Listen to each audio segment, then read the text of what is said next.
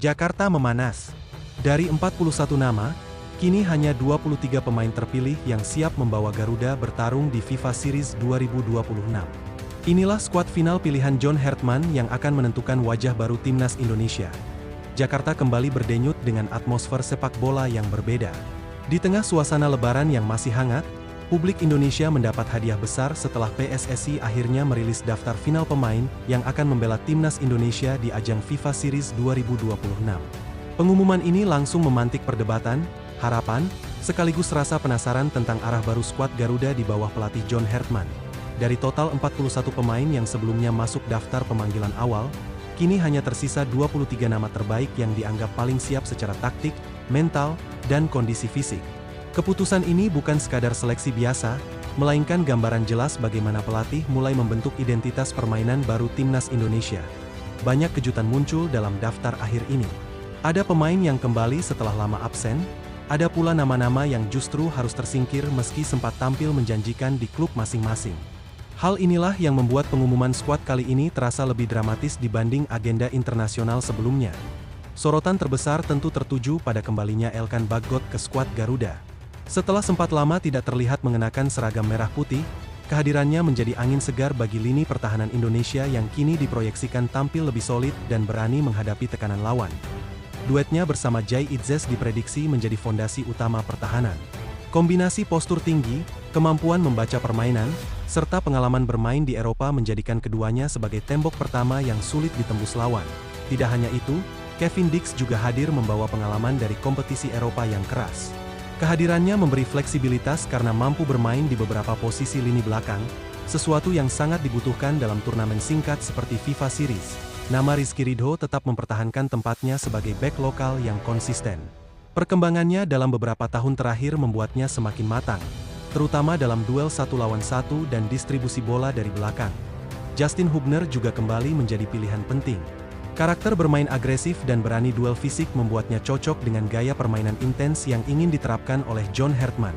Sandy Walsh menjadi opsi penting di sektor sayap pertahanan. Mobilitas tinggi serta kemampuannya membantu serangan memberi dimensi tambahan ketika Indonesia melakukan transisi cepat dari bertahan ke menyerang. Masuknya beberapa pemain muda di lini belakang menunjukkan bahwa pelatih tidak hanya memikirkan hasil jangka pendek, tetapi juga regenerasi jangka panjang tim nasional. Beralih ke sektor penjaga gawang, keputusan membawa 4 kiper cukup mengejutkan publik.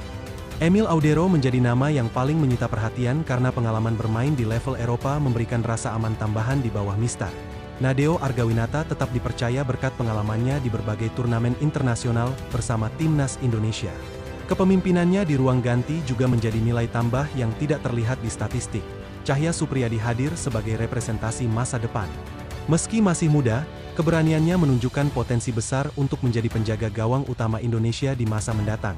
Martin Paes melengkapi komposisi penjaga gawang dengan karakter permainan modern, terutama dalam distribusi bola menggunakan kaki yang kini menjadi kebutuhan utama sepak bola modern.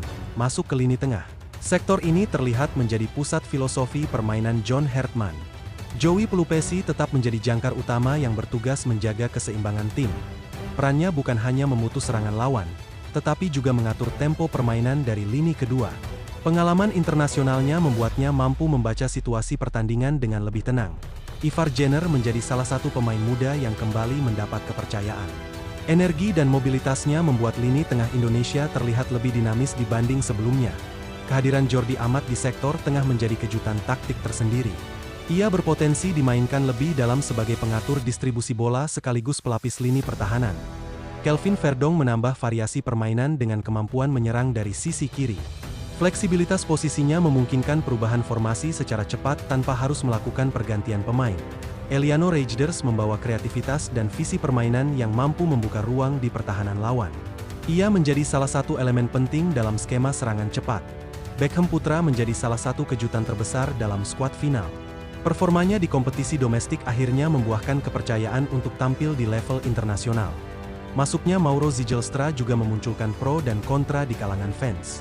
Sebagian menilai ia masih butuh waktu berkembang, namun pelatih tampaknya melihat potensi taktik yang tidak dimiliki pemain lain. Di lini depan, perhatian utama tertuju pada Ula Romeni yang digadang-gadang menjadi mesin gol baru timnas Indonesia. Ekspektasi tinggi langsung dibebankan kepadanya untuk menjadi ujung tombak utama. Ragnar Oratmangoen hadir dengan karakter permainan eksplosif. Pergerakannya tanpa bola seringkali menjadi kunci membuka ruang bagi rekan setim. Ramadan Sananta tetap menjadi opsi penting dari bangku cadangan. Insting golnya membuatnya sering menjadi pembeda ketika pertandingan memasuki fase krusial. Yakob Sayuri memberikan kecepatan yang sangat dibutuhkan dalam skema serangan balik. Kemampuannya menusuk dari sisi sayap bisa menjadi senjata utama menghadapi tim dengan pertahanan tinggi. Namun di balik daftar pemain yang masuk, banyak nama besar yang harus tersingkir. Absennya Stefano Lillipali, Mark Klok, hingga Ezra Walian menjadi keputusan yang cukup mengejutkan bagi sebagian penggemar. Tidak masuknya beberapa pemain yang sedang tampil baik di klub menunjukkan bahwa pelatih benar-benar memilih berdasarkan kebutuhan taktik, bukan popularitas semata. Hal ini menandakan perubahan besar dalam kultur pemilihan pemain timnas Indonesia, di mana sistem permainan menjadi prioritas utama. FIFA Series 2026 sendiri bukan sekadar turnamen uji coba biasa. Ajang ini menjadi panggung pembuktian identitas baru Garuda di hadapan dunia internasional. Indonesia dijadwalkan menghadapi St. Kitts and Nevis di Stadion Utama Gelora Bung Karno. Pertandingan ini menjadi ujian pertama apakah racikan strategi baru benar-benar efektif. Jika berhasil meraih kemenangan, Indonesia akan melaju ke partai final menghadapi pemenang antara Bulgaria atau Kepulauan Solomon, lawan dengan karakter permainan yang sangat berbeda. Bermain di hadapan puluhan ribu pendukung sendiri tentu menjadi keuntungan besar, namun juga membawa tekanan ekspektasi yang tidak kecil. John Herpman tampaknya ingin membangun tim yang tidak hanya kuat secara individu, tetapi juga disiplin secara kolektif. Formasi 3-5-2 atau 3-4-3 disebut-sebut menjadi skema utama yang sedang dipersiapkan. Pendekatan ini menekankan keseimbangan antara pertahanan solid dan serangan cepat melalui sayap, sesuatu yang mulai terlihat dalam komposisi pemain yang dipilih. Turnamen ini juga menjadi kesempatan bagi pemain diaspora dan pemain lokal untuk benar-benar menyatu dalam satu identitas permainan yang sama. Dengan jersey baru, semangat baru, dan generasi baru pemain, timnas Indonesia memasuki fase yang terasa berbeda.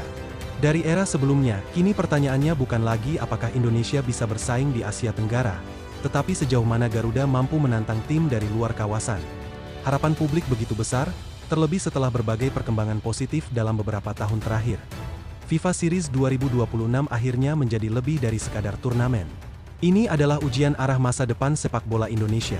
Semua mata kini tertuju ke Gelora Bung Karno, menunggu apakah skuad pilihan ini benar-benar mampu menjawab ekspektasi jutaan supporter. Dan ketika peluit pertama dibunyikan nanti, satu hal yang pasti, perjalanan era baru timnas Indonesia resmi dimulai.